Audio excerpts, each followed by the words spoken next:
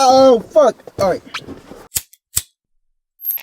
So it's been a little over 1 year since I started YouTube. I'm gonna be getting into like what I have learned throughout this entire year within not only myself, but within like creating content. Before any of this, if you see me looking down, I just have a bunch of notes on my phone. I'm gonna go over like who I am and why I kind of started YouTube. My name is Nathan, I'm a college student right now. I'm a junior. I started making content as a senior in high school. Started on TikTok during COVID and all that.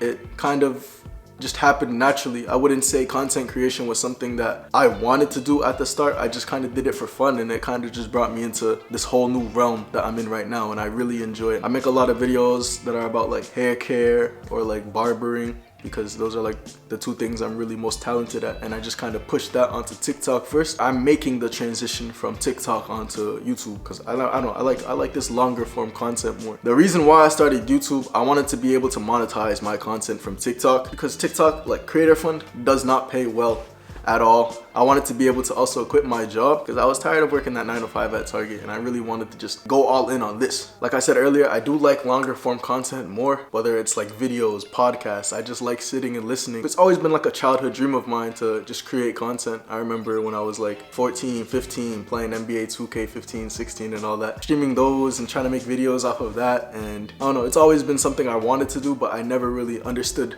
or took the time to actually learn how to do it, or just to find myself within it. And I think now that I'm 21 years old, it's been like 6-7 years since I really had the idea of it. We're making it happen now, you know what I mean? We're making it happen. How I started YouTube, I recorded off my phone. Right now I'm using an actual camera, but before all of this, like for the first 6-7 months, it was strictly off my phone. And just having that notification, system storage low, having to delete my videos after I finish them and edit them. But yeah, that's who I am. That's why I started. That's how I started. And let's just get straight into the things I have learned.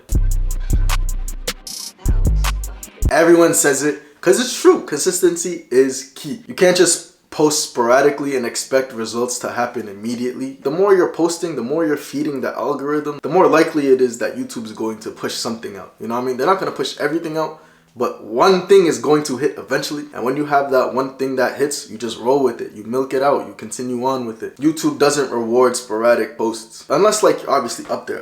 But when you're first starting out and you're sporadic, you can't just post once and be like, all right, this is going to blow up and I'll post again when this reaches like 10,000 views or something. It doesn't work like that. I started with posting once a week, and then eventually when I had more time, like when I was out of school, I was trying to post twice a week, 8 times a month. And I saw the most success within my channel when I posted 9 times in 1 month. That's when I had the most type of growth. I gained like 10,000 subscribers in that month. I had almost 1 million views that month, just off of the videos alone. Posting once a week is good, but it's not enough if you really want it. If you really want it, you're gonna be posting twice a week, 3 times, 4 times it, like as much as possible. Because at the end of the day, that's what really matters, when people click your video and watch it.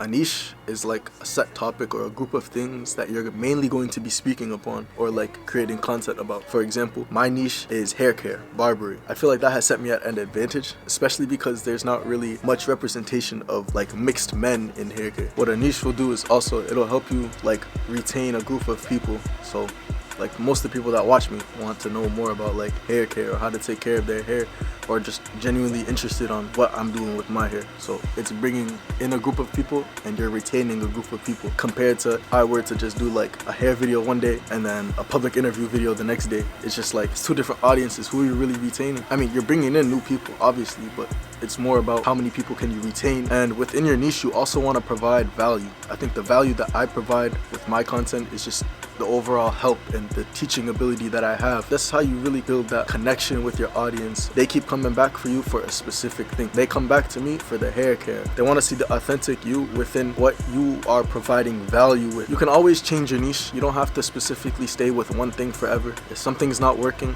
don't be afraid to just change it up, switch it up. Find something else you're really good at or you provide a lot of value into. I personally haven't done it yet because I feel like there's a lot more I need to accomplish within the hair care like scene and all that. If you have an advantage from another platform like TikTok or Instagram that you're known for something on, use that to your advantage. That's what I did with TikTok. I was known on TikTok a bit for just hair. Like when you saw my face, you knew, oh, that's the light skin hair nigga or some shit, right? What I basically did was I just made my TikToks in longer form, put more of an emphasis on teaching and having the viewer learn more compared to just showing off my hair on TikTok. And if you don't have a niche right now, just try a bunch of things. It doesn't hurt to try new things. Just do anything that you are interested in, that you feel like you are good at. You're gonna get a lot of love at the very start from your friends, your family. They're gonna want to see results, and you can't blame them for that. They're not expected to be posting your videos all the time, promoting you all the time. That's upon you, for you to do for yourself. The initial belief is always there from people. People are gonna believe in you. The people around, they should believe in you. They won't notice until you reach certain milestones or if a video does extremely well. You gotta promote yourself until people are tired of seeing you. Bring these people from these other platforms onto your YouTube channel, onto the monetizable content, so you can, you know, obviously make money, provide more value. You have longer form content. You don't have time restrictions like how TikTok and Instagram Reels and Shorts are. You know, you can make as long of a video as you want, and you just gotta really just tie anything back to your channel. You post an Instagram picture or something and be like, in the description, or post it on your story and just tag your YouTube on it. Like, the little things like that will go a long way. If they continue seeing the YouTube words next to your name, your face, your pictures and all that, they're eventually going to click it. They might not watch every video, but as long as you can get them to press that subscribe button, you're good. Most people have YouTube channels, and when you put the links in there, you can press, oh, open an app, and then they just sub. Like, don't just promote yourself once and call it a day. What I used to do was just post one little TikTok clip of my videos, and they would do okay, but the potential reach could be so much higher if you just post more of it. Take the best short clips possible from that video and make them into TikTok clips. Post it on TikTok, post it as YouTube Shorts, post it as Instagram Reels, because that just brings more and more people onto your thing. They've seen the best of the best, and now they're gonna want more. So they're gonna go onto the YouTube channel and click it. What I'm trying to do right now is every time I have a YouTube video, have 5 short clips that I know could do well on other platforms as short form content, and just post it. You don't gotta post each and every single one the day of you posting it. Post one today, post one tomorrow, post one the next day, post one the day after that, post one the day after that. It's a lot easier than you actually think it is. It's more about having as many eyes on you as possible than anything else. You want people to see you and what you're doing and the value you're providing. Something is going to go viral. It's more about how do you retain that virality. It's hard. Not everyone's able to do it to the extent we all want it to be. But the way I view it is like, why have viral content if you can't retain that virality? Me personally, I don't want to go viral immediately just because it's like, I know my content is very raw. I'm still trying to figure out how I want to articulate my content or articulate myself within my content. I want to be able to know that I am ready for that before I actually get it. You know, the slow growth helps a lot with that, because not only am I finding myself, but like my creative mind within my content, and I want to be able to make sure that me and that creative mind are locked in before I actually just continue to just go viral. I feel like slow growth allows for people to have a genuine connection with you. They kind of just care more about you, the progression of your content. They don't want to just be there for the short viral clip and then just go on to something else. They genuinely care. They want to see you progress. They want to see you grow as a person, be along the journey, be there in the journey as well. But I have people around me that have seen me go from something to something else, and it's just like, it's like a beautiful journey. It's like, wow. I'm not saying short virality is bad. It can be good and propel you to the next level for sure. I want to make sure that I am ready for it. I don't want to have it now because I don't think I'm ready for it. I want to be able to build a community first and have people who genuinely mess with me, for what I offer and for my values, compared to just going viral all the time. If you want to chase virality, go ahead. I'm not saying to not do so, but the holy grail, you feel me? This is like, if no one's clicking your videos, no one's watching your videos. This is the first impression. This is what people are going to see. This is like the hook, basically. You know, when you write an essay, you type in away. They teach you this in school. You gotta have a hook. You gotta reel people in. And this is what the title and thumbnail are. You can have an amazing video, you know, the video be like 10 out of 10, but no one's going to click it if the title is ass or if the thumbnail is just non-clickable. Something in the title or in the thumbnail that catches the eye of the viewer. You gotta stand out from the rest of the videos that are also being put onto their homepage. You know, you want them to click your video instead of the other people's video. I'm not gonna lie, a lot of my earlier thumbnails are pretty bad. Over time, you get better. When your thumbnails have a huge reaction, like a surprise reaction, a scared reaction, just any type of happy, sad, like invoke emotion. Because if you just straight faced in the thumbnail, who's gonna want to click? Oh, he's straight faced in the thumbnail. This is probably not entertaining. But if he's like Like, I know it sounds cringy as fuck, or just like, you're gonna have to put your pride and your ego aside just a little bit in order to make it happen. People are gonna want to see why you're reacting that way. You gotta make sure you have some sort of reaction or facial expression that expresses what happens in the video, that matches the title as well. You gotta make it one of the biggest things on the thumbnail. You have to sell the result. For example, my hair videos, I always show the beginning looking super rough, super terrible, super bad, and then the ending or like the results of that being perfect, amazing, beautiful, a whole new person type thing. I don't show how to get there because that's what the video is for. The video shows how to get from this to that. You have to hook them in by showing them you can go from this to that. It's better to show, not tell. I suggest using as minimal amount of words as possible. Try to use as much visual content as possible. It's having some sort of action within the thumbnail. Not only like a facial expression, but something also going on that gives an idea of what the video is about, along obviously with the title. Whether it's like someone like about to punch someone, right? That's an action. Like, oh, scary. Like someone could potentially get hurt. I want to click it. I want to see it. A majority of my content I am alone in.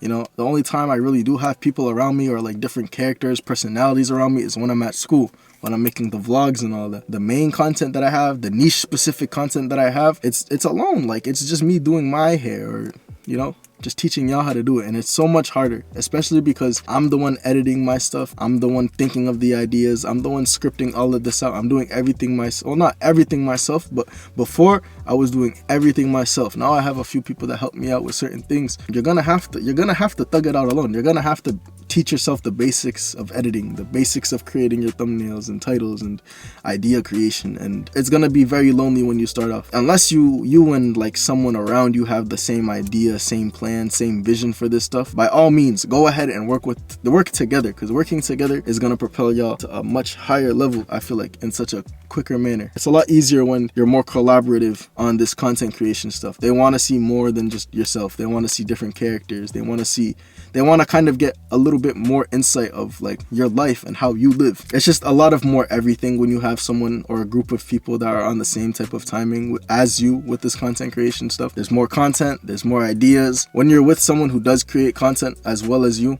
it's like you both are just pushing each other to push the stuff out, to make the videos, to do this, to do that. When you're doing it alone, it's like so self-dependent. Motivation is hard to come by a lot. You know, you really have to, I'm not saying you have to be motivated, it's more discipline, but motivation gave me that little push to want to do this video or want to edit this. When I edit this video, it's gonna take me a long time, but I have that discipline in order to just be like, we just gotta grind this out and just get it done because this needs to be put out there. It's just really just staying in my own lane and working with what I got going on. The behind the scenes alone as well, just because I'm kind of like a perfectionist. I want things done the way I want them to be done. If it's not done my way, it's not good. But I'm learning to like trust people and give people opportunities in order to help me out, because this is a lot.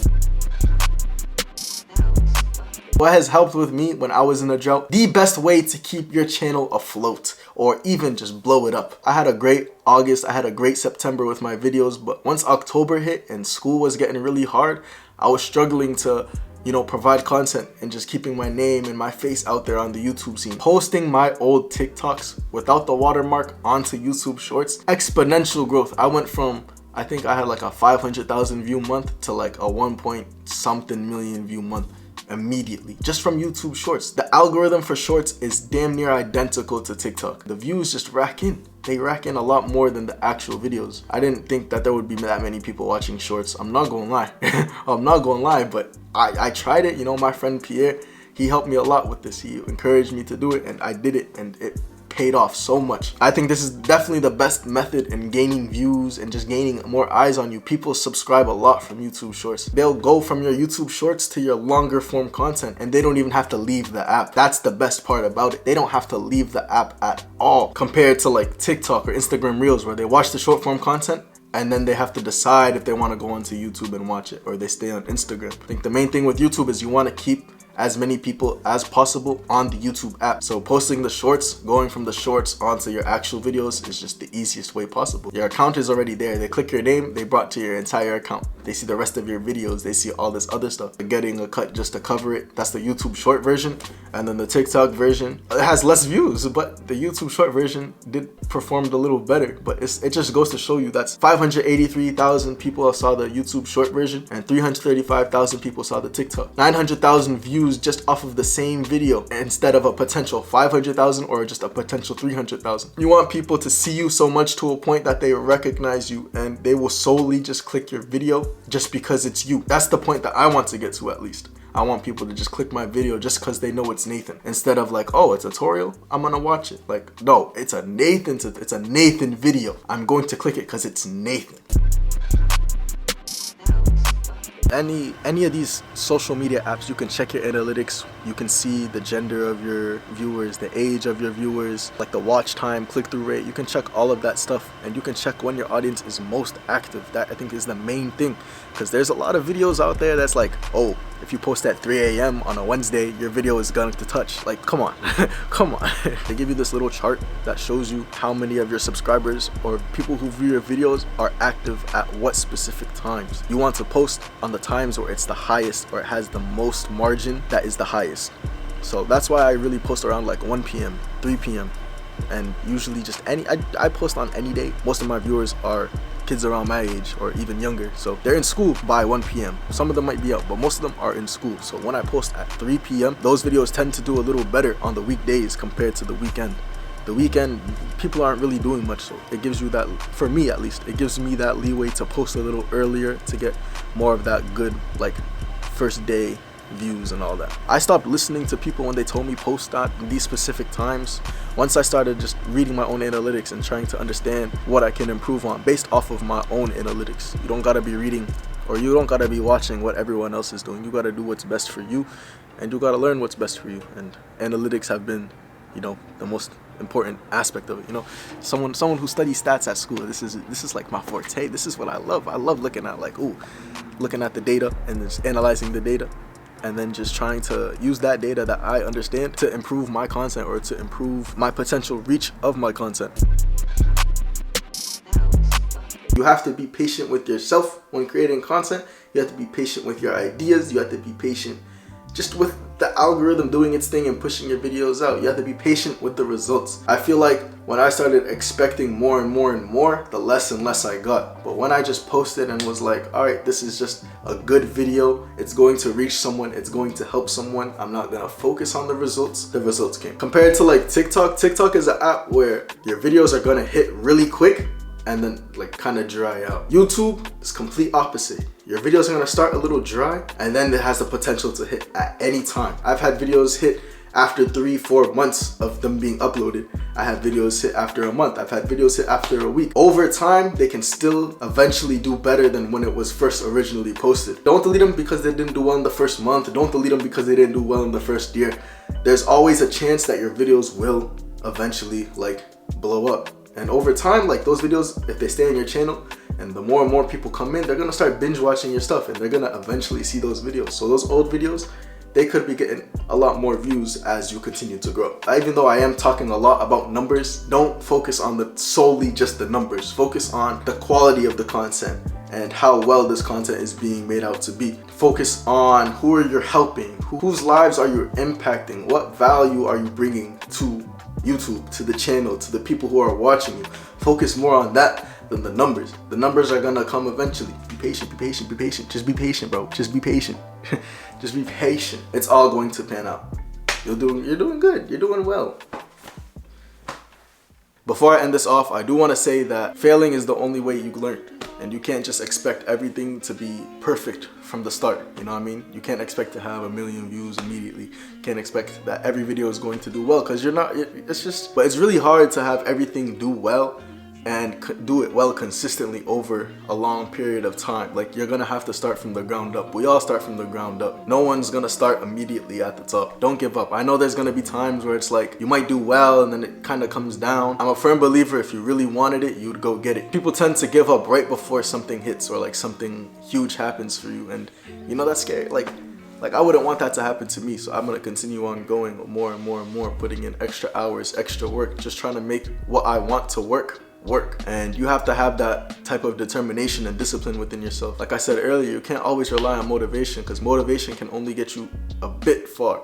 It's really discipline. You have to wake up every morning, even if you don't want to do this shit, and just do it. There's people who do it regardless of how they feel what's happening. And then there's people who do it only when they feel motivated to do it. In order to really discipline yourself, you have to ask yourself, why are you doing this? Like, what is the purpose? Like, that will help a lot with disciplining yourself to make the content, or to keep pushing out what you want to push out. And this ties in with like discipline over motivation. You have to be more disciplined than motivated, if anything, if you really want to, I would say, like, see results or be successful in the ways that you view success as, because we all view success differently. I hope I've helped most of y'all, some of y'all, any of y'all out in your journeys, or if you're potentially looking into starting a YouTube channel. Just know there's gonna be ups and downs, and you just have to learn from them. And yeah, just stay consistent. Like everything I said, literally everything I said. So that has been my experience with my 1 year on YouTube. Year 2 is gonna be much better. And yeah, I'll see y'all in the next one.